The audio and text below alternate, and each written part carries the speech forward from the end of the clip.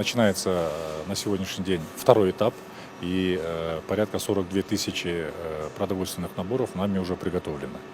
Мы по поручению президента создали городской штаб и создали 4 районных штаба. В каждом МТУ работают бригады, которые занимаются распределением. Все списки составляются с участием представителей домовых квартальных комитетов, и с участием суда аксакалов и с участием местных жителей.